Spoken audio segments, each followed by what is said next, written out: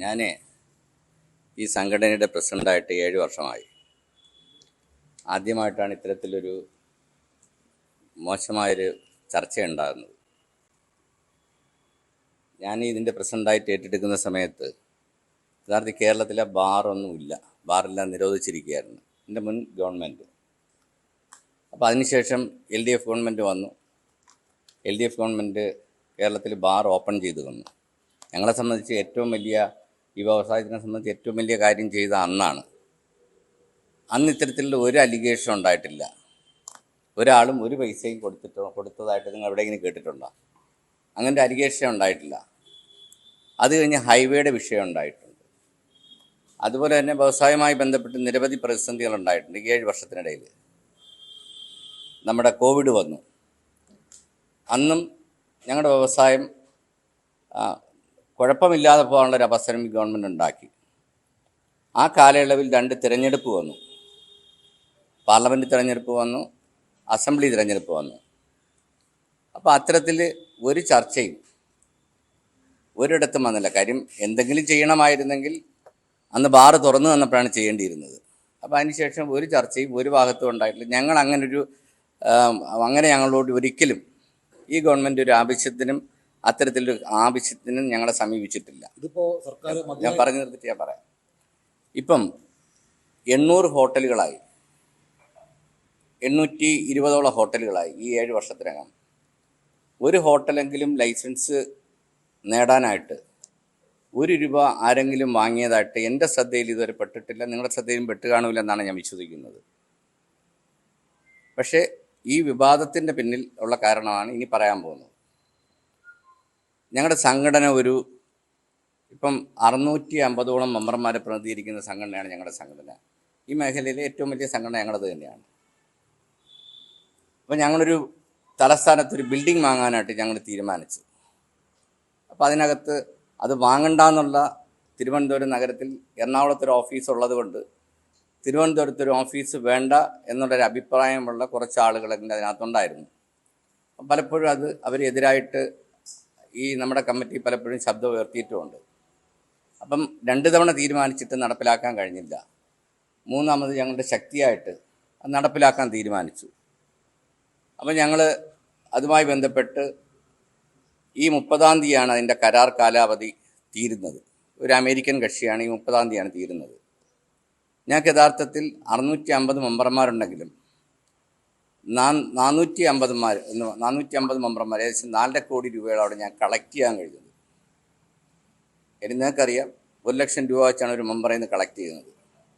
4 കോടി രൂപ കളക്ട് ചെയ്യാൻ കഴിഞ്ഞു. ഇനി ആകെ 5-6 ദിവസം മാത്രമേ ഇതിൻ്റെ കരാറ് പൂർത്തീകരിക്കാനുള്ള ദിവസമുള്ള. പുള്ളിക്ക് അമേരിക്കയിലേക്ക് പോവുകയും വേണം.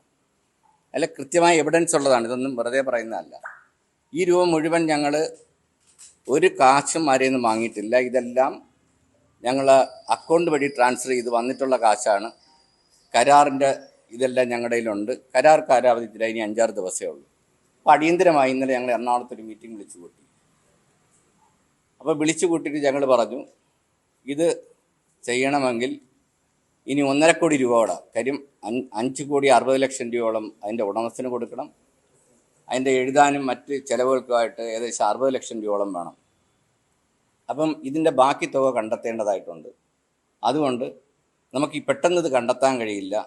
അതുകൊണ്ട് എക്സിക്യൂട്ടീവ് കമ്മിറ്റി മെമ്പർമാർ 2.5 ലക്ഷം രൂപ വെച്ചിട്ട് ഞങ്ങൾക്ക് ലോണ് തരണം, സ്റ്റേറ്റ് കമ്മിറ്റിക്ക് ലോണ് തരണം എന്ന് പറഞ്ഞു. ഇപ്പോൾ ലോണ് തരണം എന്ന് പറഞ്ഞപ്പം അതിനോട് ഈ പറഞ്ഞ അനിമോനടക്കമുള്ള ആളുകൾ എതിർപ്പ് പ്രകടിപ്പിച്ചു. അപ്പോൾ ഇത് മാത്രമല്ല നടന്നത്. ഇതിനു മുമ്പ് തന്നെ ഇത് ഞങ്ങൾ നടപ്പിലാക്കാൻ തീരുമാനിച്ചപ്പോൾ തന്നെ ഇടുക്കിയിലെ അനിമോനടക്കമുള്ള ചില ആളുകളും കൊല്ലത്തുള്ള ചില ആളുകളും ഒക്കെ ചേർന്നുകൊണ്ട് വേറൊരു സംഘടന രൂപീകരിക്കുന്ന തരത്തിലേക്കുള്ളൊരു പ്രവൃത്തി ആരംഭിച്ചിട്ട് ഒരു 2 മാസത്തോളമായി. അപ്പോൾ ഞങ്ങളത് ഇന്നലത്തെ കമ്മിറ്റിയിൽ അനിമോൻ ഇരിക്കെ തന്നെ വളരെ ശക്തിയായിട്ട് ഇതിനെക്കുറിച്ച് ചർച്ച ചെയ്തു. അനിമോൻ്റെ നേതൃത്വത്തിൽ ഇത്തരത്തിൽ പ്രവൃത്തി നടത്തുന്നത് ശരിയല്ല. ബിൽഡിംഗ് ഫണ്ട് ഏറ്റവും കളക്ഷൻ കുറച്ച് കിട്ടിയ ജില്ല ഇടുക്കി ജില്ലയാണ്. ഇത്തരത്തിൽ ചർച്ച ചെയ്തു. ഇപ്പോൾ സംഘടനയ്ക്ക് നിരക്കാത്ത രീതിയിൽ വേറൊരു അസോസിയേഷൻ രൂപീകരിക്കാനുള്ള ശ്രമങ്ങൾ നടത്തി എന്നുള്ളത് കൊണ്ട് തന്നെ അനിമോനെ സസ്പെൻഡ് ചെയ്യാൻ തീരുമാനിച്ചു. അപ്പം തന്നെ അനിമോൻ അവിടെ നിന്ന് ഇറങ്ങി വെളിയിലേക്ക് പോയി. അനുമോൻ ഇറങ്ങി പോവുകയും ചെയ്തു. അല്ലാതെ ഇതുമായി ബന്ധപ്പെട്ട് വേറൊരു ചർച്ചയും ഞങ്ങളവിടെ ചെയ്തിട്ടില്ല. പിന്നെ ഈ 2.5 ലക്ഷം രൂപ ഞങ്ങൾ ലോണായിട്ടാണ് വാങ്ങുന്നത്. ഈ പൈസ കിട്ടാനുള്ള ജില്ലകളിൽ നിന്ന് ഇമ്മീഡിയറ്റായിട്ട് കളക്ട് ചെയ്ത് തരികയും ആ രൂപ തിരിച്ചു കൊടുക്കുകയും ചെയ്യണമെന്നാണ് ഞങ്ങൾ തീരുമാനിച്ചിട്ടുള്ളത്. ഇനി ഡ്രൈഡേയുടെ മറ്റ് കാര്യങ്ങളെന്ന് പറയുന്നത്, ഞങ്ങൾ ഈ സംഘടന വന്ന് 2 വർഷം കഴിഞ്ഞ് അന്ന് മുതൽ ഞങ്ങൾ ഗവൺമെൻറ്റിനോട് ആവശ്യപ്പെടുന്നതാണ് ഡ്രൈഡേ ഒഴിവാക്കി തരണമെന്നും സമയപരിധി കൂട്ടിത്തരണമെന്നുള്ളത്. ഞങ്ങൾ ഒരു റെപ്രസെൻറ്റേഷൻ അല്ല, 20ഓ 25ഓ റെപ്രസെൻറ്റേഷൻ ഈ ഗവൺമെൻറ് മുമ്പിൽ കൊടുത്തിട്ടുണ്ട്. ഞങ്ങൾ മാത്രമല്ല, ടൂറിസം മേഖലയിൽ പ്രവർത്തിക്കുന്ന 25ഓളം സംഘടനകൾ ഈ ആവശ്യം ഉന്നയിച്ചിട്ടുണ്ട്. ഡ്രൈഡേ ഒഴിവാക്കണമെന്നും അതുപോലെ തന്നെ സമയം കൂട്ടിത്തരണം. കാര്യം ഇപ്പം ഞങ്ങളെ സംബന്ധിച്ച് 5 ലക്ഷം രൂപയുടെ ഫീസ് വർധനവ് നടത്തി. ഞങ്ങൾക്ക് ഗവൺമെൻറ്റിനോട് ഭയങ്കരമായ അമർഷമുണ്ട്. ഈ 5 ലക്ഷം രൂപ ഒരു ഗവൺമെൻറ്റും 5 ലക്ഷം രൂപ കൂട്ടിയിട്ടില്ല. ആദ്യമായിട്ടാണ് ഒരു ഗവൺമെൻറ് 5 ലക്ഷം രൂപ കൂട്ടിയിരിക്കുന്നത്. അപ്പോൾ അതുകൊണ്ട് തന്നെ ഞങ്ങൾക്ക് ശക്തമായ ഇതിനെ ബാർ ലൈസൻസ് വർദ്ധിപ്പിച്ച് ഞങ്ങൾക്ക് ശക്തമായ അഭിപ്രായ വ്യത്യാസമുണ്ട്. അപ്പം ഞങ്ങളെ സംബന്ധിച്ച് ഈ ഡ്രൈഡേയും ഇതെല്ലാം ഒഴിവാക്കി തന്നാൽ മാത്രമേ ഞങ്ങൾക്ക് മുന്നോട്ട് പോകാൻ കഴിയുള്ളൂ. കാര്യം ഞങ്ങൾക്ക് നേരത്തെ 18% ഞങ്ങളുടെ സെയിലുണ്ടായിരുന്നത്. ആവറേജ് സെയിൽ ബിവറേജ് ഞങ്ങളുണ്ട് നോക്കി ഞങ്ങൾക്ക് 18% മാർക്കറ്റ് ഷെയർ ഉണ്ടായിരുന്നു. ഇപ്പം 800 ബാർ വന്നിട്ട് ഞങ്ങൾക്ക് 12% കുറഞ്ഞു.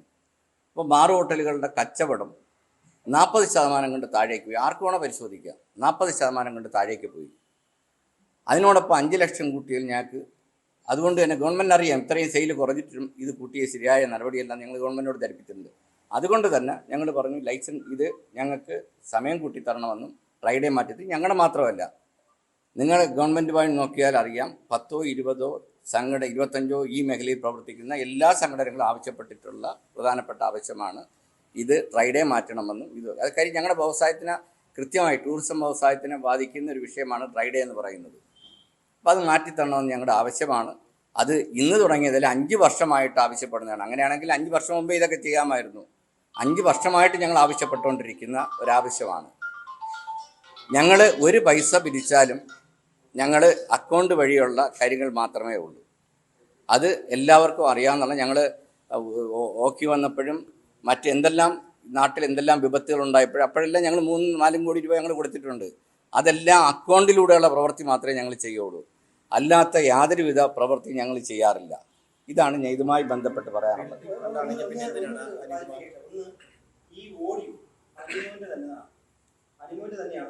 എനിക്കറിയത്തില്ല, അറിയത്തില്ല.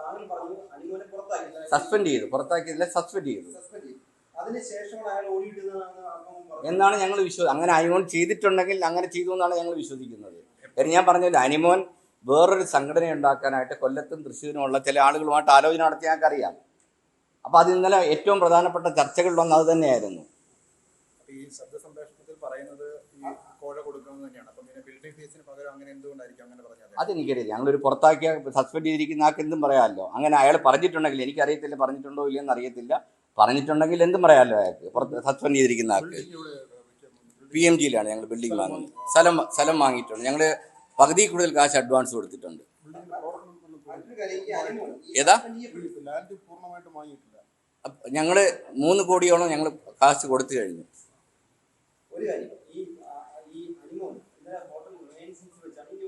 അതെ,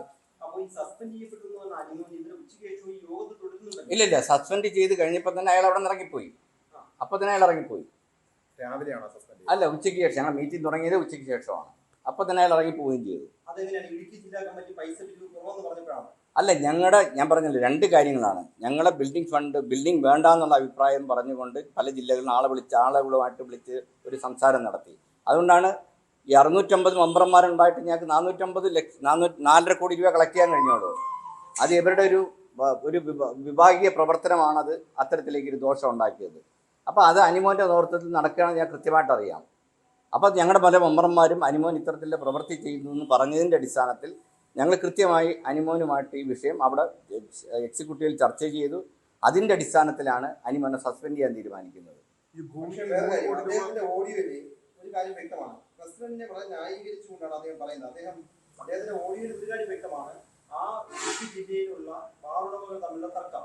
ചിലര് വ്യക്തിപരമായി പൈസ കൊടുത്തിരിക്കുന്നു, ഗ്രൂപ്പായി പൈസ കൊടുത്തിരിക്കുന്നു, ആ കണക്കുകളെല്ലാം പ്രസിഡന്റ് കൃത്യമായി പറഞ്ഞിട്ടുണ്ട്. തെരഞ്ഞെടുപ്പിന് ശേഷവും എങ്ങനെയാണ് പണം കൊടുക്കുന്ന കാര്യം പ്രസിഡന്റ് കൃത്യമായി പറഞ്ഞിട്ടുണ്ട് എന്ന് അദ്ദേഹം സംസ്ഥാന പ്രസിഡന്റ് അദ്ദേഹം വളരെ സേവ് ചെയ്തുകൊണ്ടാണ് ആ ഓഡിയോയിൽ സംസാരിക്കുന്നത്. അവിടെ കാര്യങ്ങൾ നടന്നു കിട്ടണമെങ്കിൽ നിങ്ങൾ സഹകരിക്കണം എന്ന് ഞാൻ വിളിച്ചാൽ പോലും ഫോൺ എടുക്കാത്തത് കൊണ്ടാണ് ഞാൻ ഈ ഓപ്പൺ ആയിട്ട് ഓഡിയോ ഇടുന്നത് എന്ന് അദ്ദേഹം പറയുന്നുണ്ട്. പ്രസിഡന്റിനെ പൂർണ്ണമായി ന്യായീകരിച്ചുകൊണ്ട് ഈ വ്യവസായം നിലനിൽക്കണം, അതുകൊണ്ട് എന്തെങ്കിലും ചെയ്യണം എന്നാണ് അദ്ദേഹം അദ്ദേഹത്തിന്റെ സഹപ്രവർത്തകരോട് പറയുന്നത്. ഞാൻ പറഞ്ഞല്ലോ, ഒരു സസ്പെൻഡ് ചെയ്യപ്പെടുന്ന ആൾക്ക് എന്തും പറയാം, ബുദ്ധിയുള്ളവർ ബുദ്ധിപൂർവ്വം പറയും. സസ്പെൻഡ് ചെയ്യപ്പെടുന്ന ഒരാൾക്ക് എന്തും പറയാമല്ലോ. അയാളെ സസ്പെൻഡ് ചെയ്ത് കഴിഞ്ഞാൽ അയാളുടെ മാനസികാവസ്ഥ കൊണ്ട് അയാൾക്ക് എന്ത് വേണം പറയാം. അയാൾക്കെതിരെ രൂക്ഷമായ വിമർശനമാണ് ആ കമ്മിറ്റി വന്നിട്ടുള്ളത്.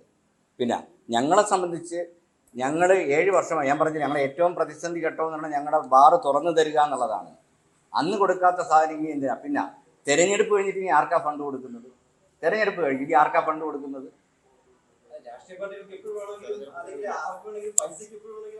അല്ല, ഞങ്ങളോട് ആവശ്യപ്പെട്ടില്ല. ഞങ്ങൾ ഈ 7 വർഷമായിട്ട് പ്രവർത്തിക്കുമ്പോൾ ഞങ്ങളോട് ഏതെങ്കിലും ഒരു സംഘടന ആവശ്യപ്പെട്ടതായിട്ട് ഞങ്ങളുടെ സംഘടന എന്നുള്ള നിലയിൽ ആവശ്യപ്പെട്ടില്ല. വ്യക്തിപരമായി പല ആളുകളും, പല രാഷ്ട്രീയ പ്രസ്ഥാനങ്ങളും സാമൂഹിക പ്രസ്ഥാനങ്ങളും ഞങ്ങളോട് പൈസ ചോദിക്കാറുണ്ട്. ഞങ്ങൾ കൊടുക്കാറുണ്ട്, ഞങ്ങളുടെ കഴിവിനനുസരിച്ച് എല്ലാവർക്കും കൊടുക്കാറുണ്ട്. അത് വ്യക്തിപരം. അല്ല, ഇതിപ്പോൾ നിങ്ങൾ സർക്കാരിനോട് ആവശ്യപ്പെട്ട കാര്യങ്ങൾ, ബാറിന്റെ പ്രവർത്തന സമയം കൂട്ടണം, ഡ്രൈഡേ ഒഴിവാക്കണം. ഞങ്ങൾ മാത്രമല്ല, 20-25ഓളം ഈ മേഖലയിൽ പ്രവർത്തിക്കുന്ന സംഘടനകൾ കൊടുത്തില്ല. അത് മാത്രമല്ല, നിങ്ങളൊരു കാര്യങ്ങൾ മനസ്സിലാക്കേണ്ടത്, ഈ കഴിഞ്ഞൊരു മൂന്നാഴ്ച മുമ്പ് തന്നെ ഗവൺമെന്റിൽ 1-2 പെറ്റീഷൻ ചെല്ലാം അയച്ചിട്ടുണ്ട്. ഇതുമായി ബന്ധപ്പെട്ട ആളുകൾ അയച്ചിട്ടുണ്ട്. അയച്ചിട്ടുള്ള കൃത്യമായി നിങ്ങൾ പരിശോധിച്ചറിയാം. അയച്ചിരിക്കുന്നത് 2.5 ലക്ഷം രൂപ വെച്ച് ആളുകളെ നിന്ന് വാങ്ങിക്കാൻ പ്രഷർ ചെയ്യുന്നു. ഇലക്ഷൻ ഫണ്ട് എന്ന് പറഞ്ഞ് വാങ്ങിക്കാൻ പ്രഷർ ചെയ്യുന്നു. ഒന്നത്. പിന്നത് ബിൽഡിംഗ് ഫണ്ട് വാങ്ങിയിട്ട് അതെല്ലാം പ്രസിഡന്റ് എടുത്തു എന്നുള്ള തരത്തിലുള്ള ചില പരാതികൾ ഗവൺമെന്റ് അയച്ചിട്ടുണ്ട്. ആ പരാതിന്മേൽ വിജിലൻസ് എൻക്വയറി ആരംഭിച്ചിരിക്കുകയാണ്. ഇന്നലെ വിജിലൻസ് ഓഫീസ് തന്നെ വിളിച്ചിരുന്നു ഇതിനെക്കുറിച്ചുള്ള ഇത് റിപ്ലൈ കൊടുക്കണമെന്ന് പറഞ്ഞിട്ട്. അപ്പം ഗവൺമെന്റ് മുഖ്യമന്ത്രിക്ക് വന്ന പരാതി അത് അന്വേഷണത്തിന് ഇട്ടിരിക്കുകയാണ്. അപ്പം ഇത് മുൻകൂട്ടി പ്ലാൻ ചെയ്ത് ഒരു ഗൂഢാലോചനയുടെ ഭാഗമായിട്ടാണ് ഇതെല്ലാം നടന്നിരിക്കുന്നത്.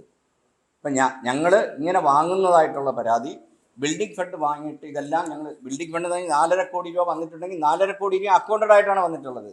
ഒരു പൈസ ക്യാഷായിട്ട് വന്നിട്ടില്ല.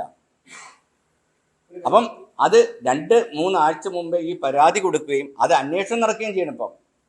അപ്പം ഇത് മുൻകൂട്ടി നടക്കുന്ന ഒരു ഗൂഢാലോചനയുടെ ഭാഗമായിട്ടാണ് ഈ പ്രവൃത്തി നടന്നിരിക്കുന്നത്.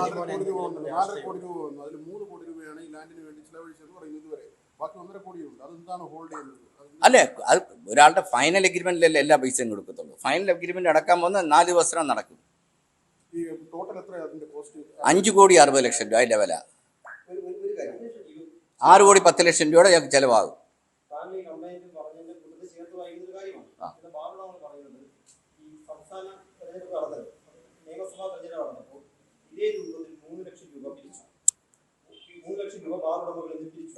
ആര് പറ്റും? സംഘടന ഒരാളിൽ നിന്ന് 1 രൂപ ഇന്ന് വരെ വാങ്ങിച്ചിട്ടില്ല. 1 രൂപ ഒരാളിൽ നിന്ന് ഇന്ന് വരെ ഞങ്ങൾ വാങ്ങുന്നെങ്കിൽ അക്കൗണ്ടായിട്ട് മാത്രമേ വാങ്ങിക്കുള്ളൂ. ഒരാളിൽ നിന്ന് 1 രൂപ ഇതുവരെ വാങ്ങിച്ചിട്ടില്ല. ഞാനൊരു രാഷ്ട്രീയ പ്രസ്ഥാനത്തിന് ഒരാൾക്കും 1 രൂപ ഇന്ന് വരെ കൊടുത്തിട്ടില്ല.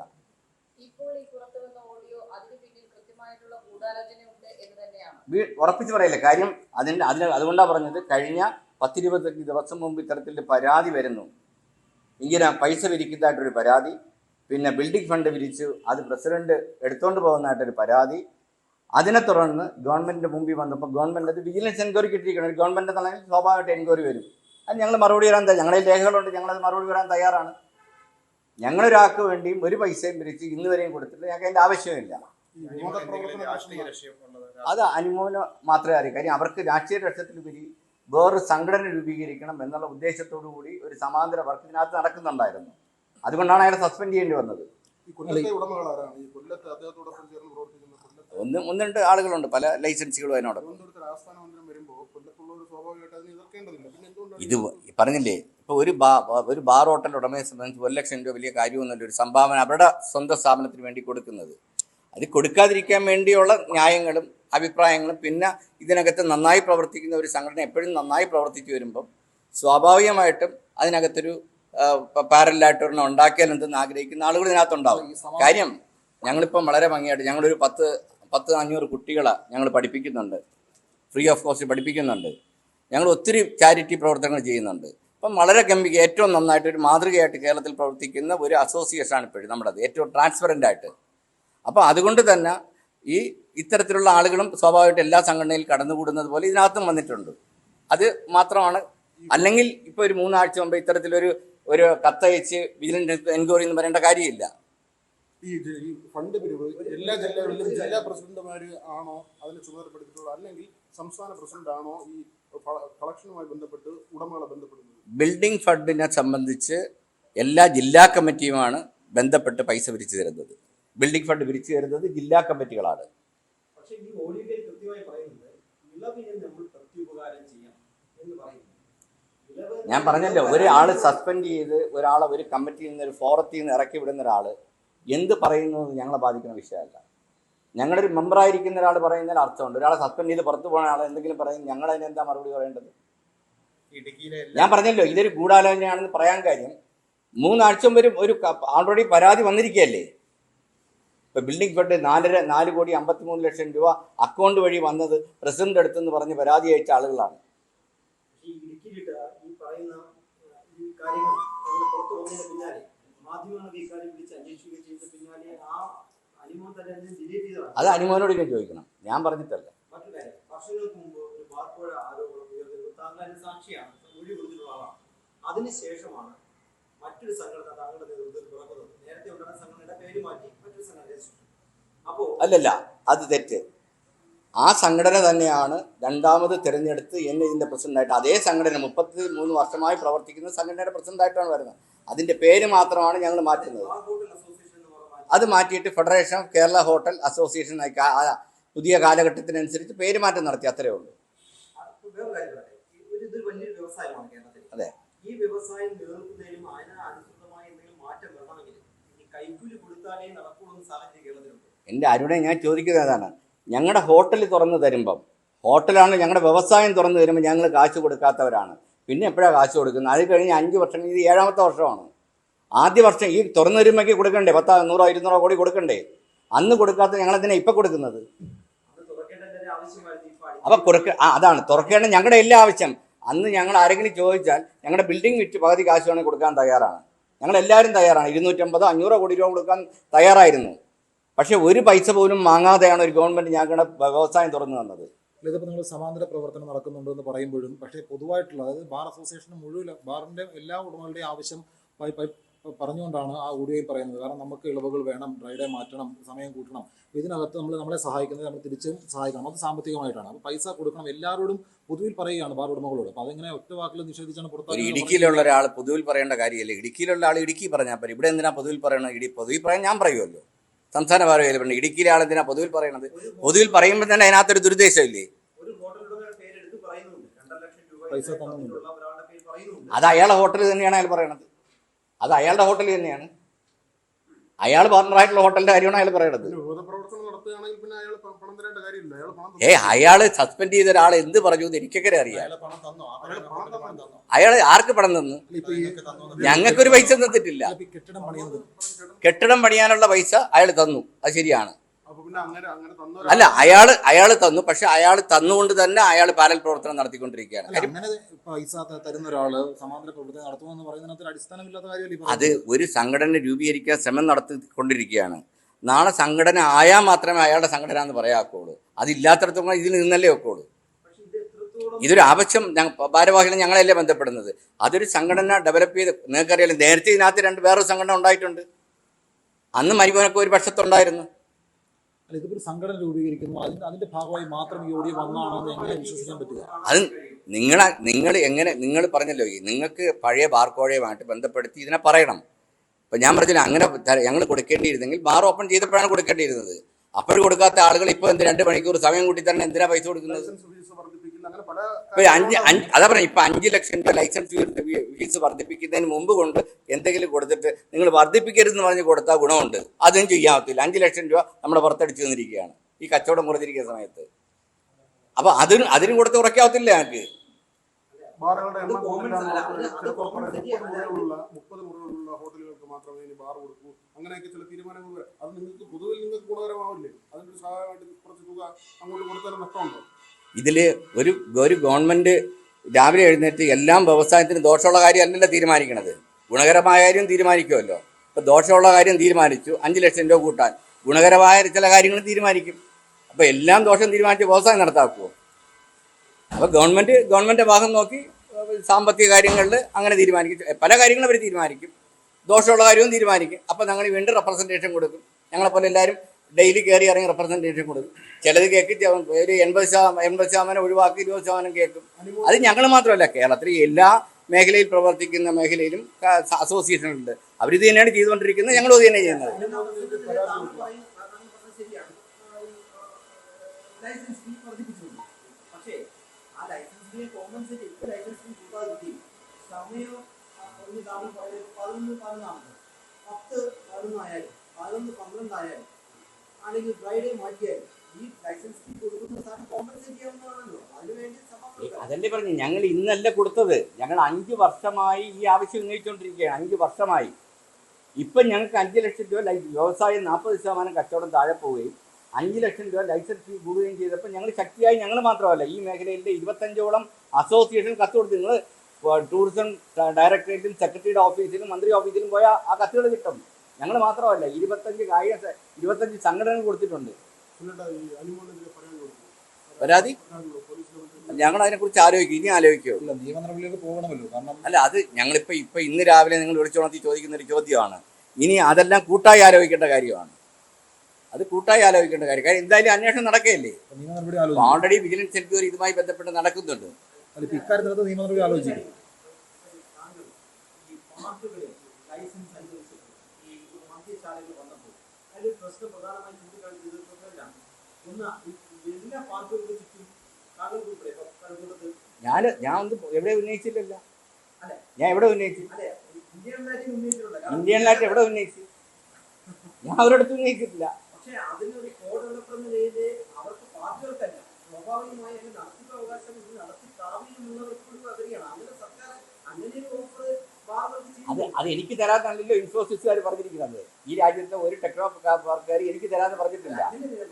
ഇപ്പം നിങ്ങൾക്കറിയാം, ITA നടത്തുന്ന ഒരു കമ്പനിക്കും അവർക്ക് സ്വന്തമായിട്ട് ബാർ നടത്താൻ കഴിയില്ല. അപ്പോൾ സ്വാഭാവികമായിട്ട് അവർ കോ പാർട്ണറെ കണ്ടെത്തും. അത് ചിലപ്പോൾ 5 സ്റ്റാർ ഹോട്ടലുകളായിരിക്കും വരുന്നത്. അത് നാളെ അറിയാവുന്നത് ആരാണ് അവരുടെ കോ പാർട്ണർ. എന്തായാലും അവരോടൊപ്പം കോ പാർട്ണർ അവരുടെ ശേഷിയൊന്നും ഞങ്ങൾക്ക് ആർക്കും ഇല്ല. അവരതിനുള്ള 5 സ്റ്റാർ ഹോട്ടലുകാരെ കണ്ടെത്തിക്കോളും. അപ്പോൾ താങ്കൾ പറയുന്നത് ഗൂഢാലോചന, അപ്പോൾ വേറെ സംഘടന രൂപീകരിക്കാൻ ശ്രമിക്കുന്നു, അങ്ങനെ പണപ്പിരിവ് നടന്നിട്ടില്ല.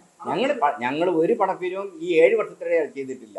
ഇപ്പൊ നടക്കുന്ന പണം കെട്ടിട ഫണ്ട് മാത്രം. അപ്പൊ ഈ പറയുന്ന രീതിയിലാണെങ്കിലും പിരിക്കുന്ന പൈസ എക്സസ് മണിയാണ്. ആ എക്സസ് മണി എന്ത് ചെയ്യും? ഏത് എക്സസ് മണി? ഇപ്പൊ 5.5 കോടി രൂപയുടെ 6 കോടി 10 ലക്ഷം രൂപ വേണം. 4.5 കോടി രൂപ ഓൾറെഡി പിരിച്ചിട്ടുണ്ട്. 4 കോടി 53 ലക്ഷം രൂപ പിരിച്ചിട്ടുണ്ട്. ബാക്കി എക്സിക്യൂട്ടീവ് അംഗങ്ങൾ 2 ലക്ഷം വെച്ച് ഇട്ട് കഴിഞ്ഞാൽ ഈ തുകയ്ക്ക് മുകളിൽ പോകില്ല. ഇല്ല, ഞങ്ങൾക്ക് ഇപ്പൊ 70 പേരുണ്ടെങ്കിൽ 70 പേരും പൈസ തരില്ലല്ലോ. ഇത് ലോണാണ്. ഈ ലോൺ പൈസ മറ്റുള്ളവരെ നിന്ന് കളക്ട് ചെയ്തിട്ട് തിരിച്ചു കൊടുക്കാനാണ് പറഞ്ഞിരിക്കുന്നത്. ലോണായിട്ടാണ് ചോദിച്ചിരിക്കുന്നത്. ഈ വിവാദങ്ങൾക്ക് വന്ന പശ്ചാത്തലത്തിൽ ഇപ്പോഴത്തെ ശുപാർശയിൽ സർക്കാർ അനുകൂലമായ തീരുമാനം എടുക്കുമെന്ന് പ്രതീക്ഷിക്കുന്നു. ഗവൺമെന്റ് എന്നോട് ചോദിച്ചിട്ടല്ലല്ലോ തീരുമാനം എടുക്കുന്നത്, അത് ഗവൺമെന്റല്ലേ എടുക്കുന്നത്. നിങ്ങളെ കൊണ്ട് അത് കഴിയും. നിങ്ങളെല്ലാം കൂടെ ഇതിപ്പോൾ ചർച്ച നടത്തി ഞങ്ങൾക്ക് കിട്ടാണ്ട് ആനുകൂല്യം ഇല്ലാതാക്കുക, അത് മാത്രമാണ് കഴിയുന്നത്. നമുക്ക് വ്യവസായം നന്നാവുന്നതിൽ സന്തോഷമുണ്ട്.